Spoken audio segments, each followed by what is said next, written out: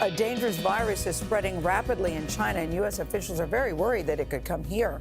China has more than 200 confirmed cases of coronavirus. Concerns about the deadly coronavirus officially hitting the U.S. It has been confirmed that there are 2 cases now in England. I've had confirmation that the death toll in the UK from coronavirus, according to the government's figures, has now exceeded.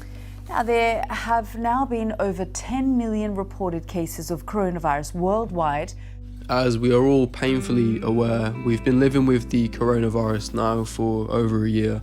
Despite some of the absolutely awful events which have happened in my 22 years of life, nothing has caused the same level of worldwide disruption, entirely changing all of our lives and lifestyles completely in at least one way or another.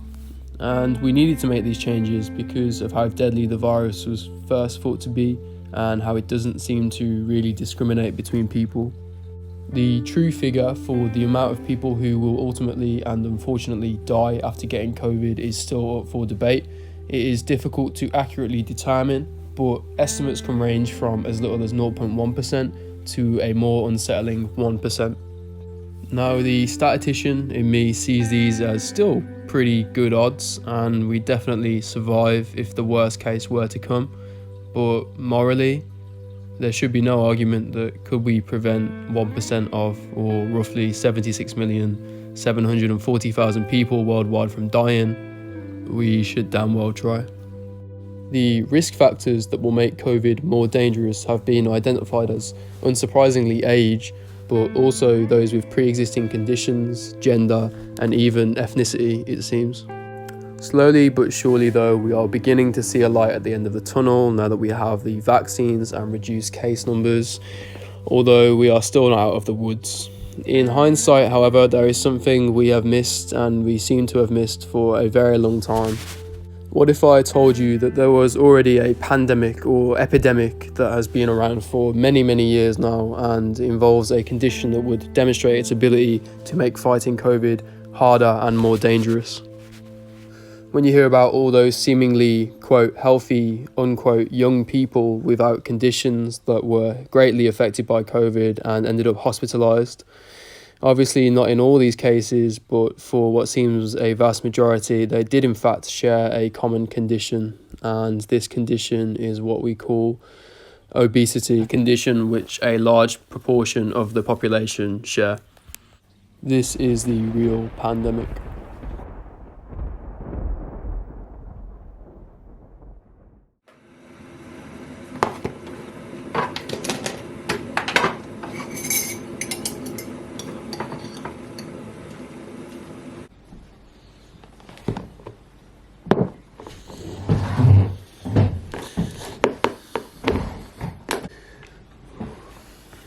Yes, people. How are we all doing? I'm Jake, as you probably already know. You might be here from Instagram or somewhere else on social media, but if you don't know me, I'm usually one for less serious, more jokey content. I'm not really that much of a serious guy, I suppose, most of the time, but topic today is a very serious one that I care a lot about, that I'm passionate about, I suppose you could say. Tone of this video today is going to be real serious, so let's just get into it. The human race, in its very relatively short, limited time here in the universe, has already overcame so many obstacles, from our beginning position at middle of the food chain as hunter-gatherers to the creation and use of fire, all the way to the birth of religion and general society, followed by the Renaissance, where there were great advances in some of the finer disciplines like art and science, which then led to the Industrial Revolution and ultimately to what we have today in the modern world as the Technology Revolution.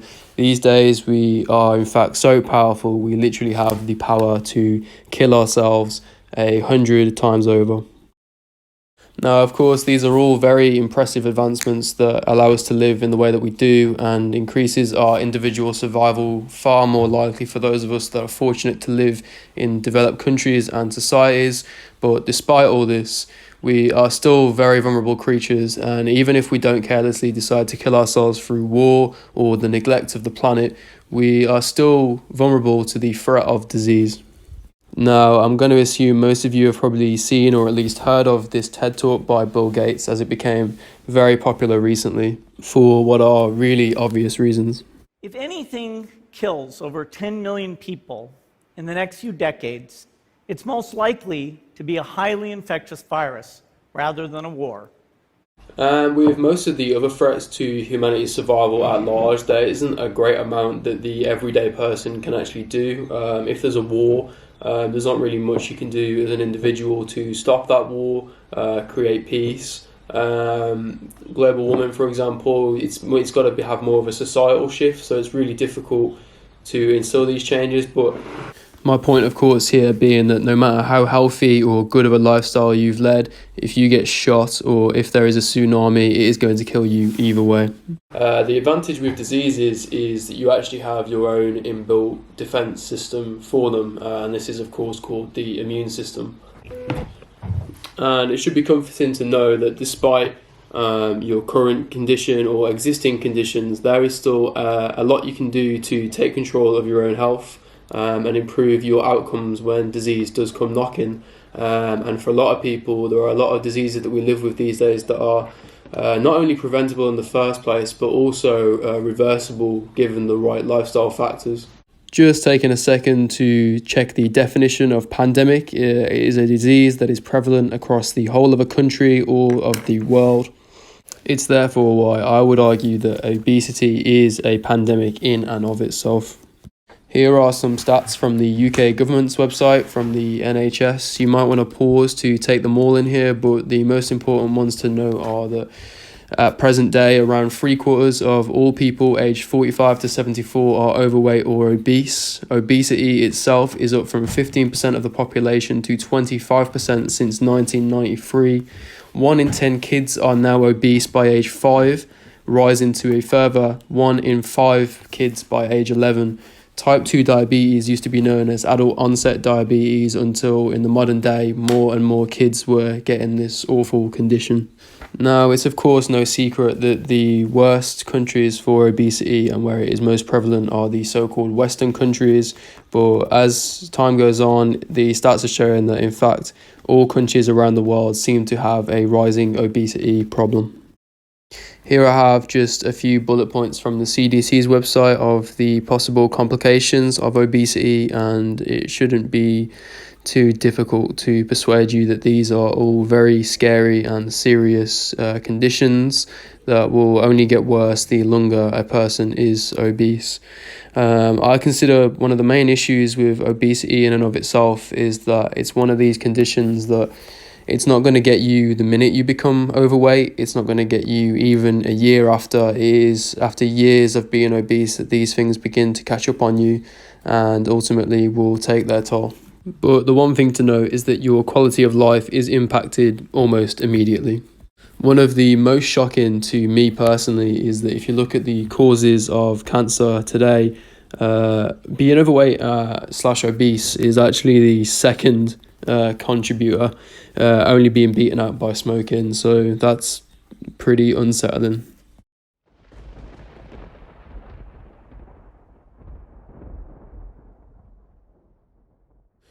So that's really the question we have to ask ourselves right now is why is such a horrible condition that not only puts you at risk of such horrible conditions that will shorten your life expectancy, completely ruin your quality of life. Why is such a problem so prevalent in the population at large? Why are so many people struggling with it when it is so easily preventable or reversible? Easily is the wrong word. I think simply is the right word, because it is on paper quite simple, because despite what some people will try to tell you or push a narrative of there is nothing that can be done about it. Sorry if this offends you, and I mean sorry that you are offended by this, but it's bullshit. It's bullshit. This is a problem that can be treated, prevented. We just need to do something about it. Emphasis, however, though, for anybody who is struggling with obesity or who is overweight, firstly, you should never judge anybody in that position.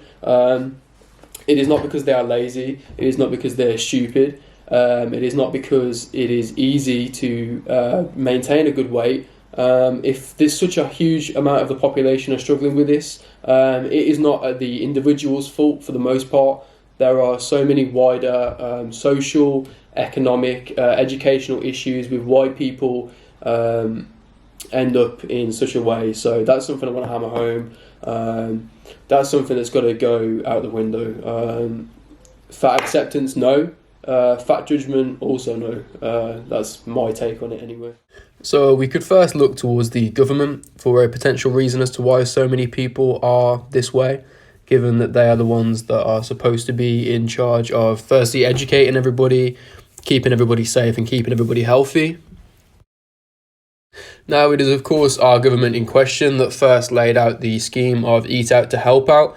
I can tell you from working in a restaurant, this was genuinely a traumatic time for me, given how busy the place was. But a scheme during a pandemic that convinces people to go out and eat food that is not of particular nutritional value to them and congregate in buildings where they're going to come into contact with a lot of other people who may catch the virus. I don't think it takes a genius to question the intelligence behind this one. Now, while I can appreciate the sentiment of allowing businesses to make back some money they may have lost due to lockdowns, looking at the total time we have now spent in lockdown and considering that this period of time contributed to a serious surge in coronavirus cases, in conclusion, this was a shit idea. And like in many parts of the world, despite it being locked down, fast food places remain open, as well as booze shops where only cigarettes and alcohol are sold, whilst gyms and many other health centres remain closed. This is enough to convince pretty much anybody that there is in fact a conspiracy against people and the government is in with big pharma and the big corporations, or maybe the government's just stupid, which maybe isn't that far-fetched. You might think that this is some kind of circus trick for which he's been specially trained, but not so. He is doing this entirely on initiative. He's seen others doing it and he's copying. And that ability to imitate as well as to use tools. Now, this is of course the same government which had spent millions on a test and trace app which became about as worthless as a bird without wings. Not only that, but also paid people by thousands every day to be COVID advisors, and given how badly the UK has done in terms of COVID cases worldwide, this was also a massive money sink. Not only that, but also the cronyism that was evident when they brokered deals with their friends as opposed to people who already had PPE ready to go. Without getting too political, despite whatever your political affiliation is, I think we can conclude that the government hasn't always had the health of the population at its utmost priority. So either way, safe to assume that as far as the government goes, and this is the case for many countries, these sort of measures that are put in place to prevent or help those with obesity isn't all that great. And it's probably worse for countries that don't have free healthcare systems like we do. The USA has an even bigger problem with this sort of stuff. So, the other reason for why potentially a lot of people are obese, I guess, will come down to societal influence. A lot of the issue comes from the kind of push for fat acceptance more recently, which is a controversial subject point, as I'm aware. The point that I'm trying to make here is that there's a really important and necessary distinction between body positivity and fat acceptance. Body positivity, I'm all for, and at least in the way that I understand it, this means that you shouldn't have to feel like you're any less valuable or you are any, you're subject to judgment because of the way that you look. You should never be treated any differently. I have both friends and family members that either in the past or even today struggle with weight issues, so you can bet by no means am I going to treat them any differently or value them any less as a person, and I'm going to do everything I can to help them be healthy. Because you see, supporting people and instilling body positivity is entirely different to what is glorifying, deeming desirable or accepting a body weight which is classified as morbidly obese and is of great detriment to quality of life and the health of an individual. This is not to be mean, this is not to be rude, this is for the better of the person themselves. Because to claim this is normal and healthy is frankly, again, bullshit. If a person you cared about deeply was at the opposite end of the spectrum and severely underweight, which would put them at risk of other conditions, I can bet you wouldn't think twice about seeking to support them and help them towards a healthier weight. I have the same argument with kids, for example. If there is a kid that's malnourished or underfed, you can bet that would be a child abuse charge. What I find strange is that the opposite can occur and people see this as acceptable. And it's just simply not. Don't get this twisted though. Again, same as before, I don't think this is the right to see a parent with an overweight kid and suddenly think of them as any less of a parent. It comes down to a lack of education, sometimes social and economical issues. So without any experience, I can already tell you parenting is damn difficult, so cut them some slack, yeah? So as well as social, as I mentioned earlier, there are economic issues that come into play when we look at obesity. Those that are poor are more likely to become obese. Also education, there seems to be a link between better education and lower likelihood of obesity. So these are all things that some people are not as fortunate to receive. Now, I'm hoping now that we've at least talked about some of the reasons why people might be obese, this will allow people to be more understanding and have, a better education of the reasons as to why people will become obese. Again, this doesn't really devalue a person. You shouldn't negatively judge a person just because of this. This is a widespread issue, so it's not really down to the individual most of the time.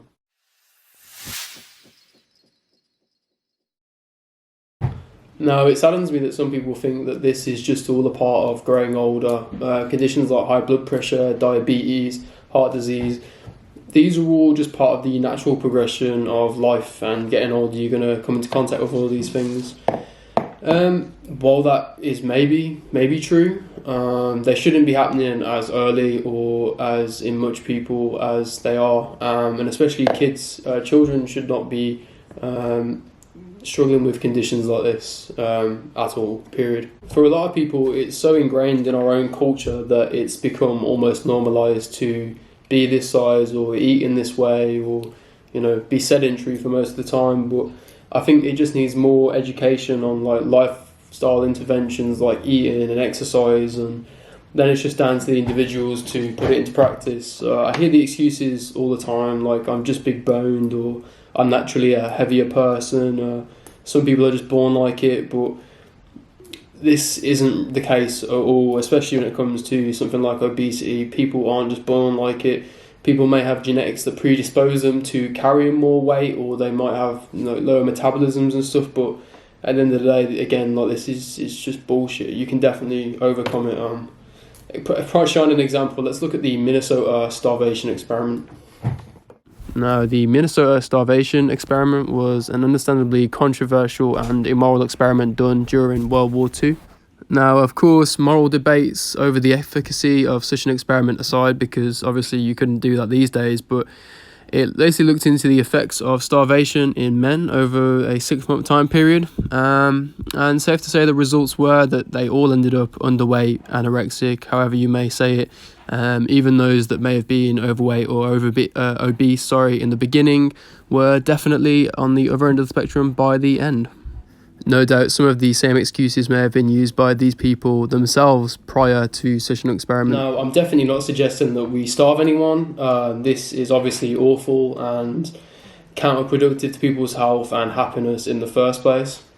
But with the help of medical and fitness professionals, it is doable, and you definitely can lose weight, and everybody can. That's one takeaway that I want to give to everybody here, is that everybody can change their life around, and it's never too late. You can do it, 30, 40, 50, 60, never too late, and it's always going to have a good impact on your life. Now, losing weight, despite how simple it may seem on paper or how easily some people have managed to do it throughout their entire course of their life, can be really difficult, especially for people who have led a certain lifestyle for so many years and don't have the education or the help and support that they need.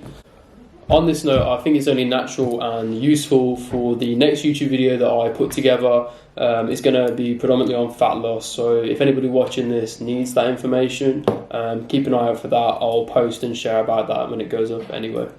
So this is where we all come in together. Firstly, you got to stop claiming that obesity is normal, natural and healthy. Frankly, it's not. It should be considered an eating disorder, same as anybody who is anorexic, for example. It's no coincidence that when people have bouts of depression, anxiety, all of these things, some of them find comfort in food. And this is why the obesity numbers in those sort of subgroups are so high and prevalent. It's important to give support to friends, family and loved ones who are struggling with or have struggled in the past with obesity and weight issues. Keep helping them to maintain healthy lifestyles and exercise regimes. This can all be done with the help, as I said before, of medical professionals or fitness, professionals. If anybody would like to reach out to me, I am, almost qualified PT, will be soon enough, so I can definitely help people back towards healthy weight. That's what I am. That's what my job's going to be. I'm going to be a servant to the people, so to speak.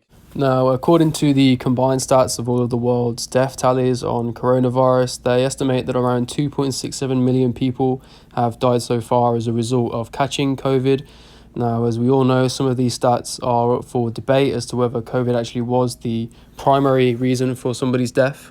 Now, considering COVID kicked off, not the Christmas just gone, but sort of the Christmas before that, we can safely say it's been about, a year, 4 months that we've had COVID around now. So even at worst case, let's say COVID kills just shy of 3 million people every 16 months. This is a pretty unsettling figure, I think you'd agree. Now consider that the World Health Organization estimates that 2.8 million people die each year due to conditions that result from being overweight or obese. So it kills more people in a shorter time period. You tell me where the real epidemic is here, especially considering those that die to COVID are actually probably more likely to have these conditions already, and that's why they end up dying, is because they already have the conditions associated with overweight and obesity issues. Such was my point of this video in the first place, was just to point out the hypocrisy that this has highlighted. COVID brought the entire world to a standstill because of all these people dying, but obesity is left just to rampage through the population and kill as many people as it does, and for the most part people are just sort of laid back and accept this. Ultimately, people have been lulled into a false sense of security that they can neglect their health and their bodies for years at a time, and there's going to be no consequence to this. COVID, if anything, has given us the wake-up call that we all need and highlighted a serious issue that we have with the lack of respect that we have for, nature and ultimately our bodies and the health of all of us. Okay guys, so that will finish that video on obesity, what I deem to be the real epidemic of our day. I envision a time where the world is free from these diseases. It will of course be a better place. I hope some of you have learned something from this video, found it helpful, informative, educational. Again, if anybody would like support, my DMs are open as always. Find me on Instagram. Other than that, guys, this is really the first this is probably the most effort I've put into a YouTube video thus far. So if you like this sort of stuff, like the video, let me know. Subscribe for more like this. Just keep supporting me, guys. I'm really enjoying making this content and stuff. A little bit gutted that I've never done it before, to be honest. But love and appreciate everybody who shares my stuff, who watches, interacts with me. I genuinely love you all. Peace out, everybody. Be good, be healthy, and keep living a good lifestyle,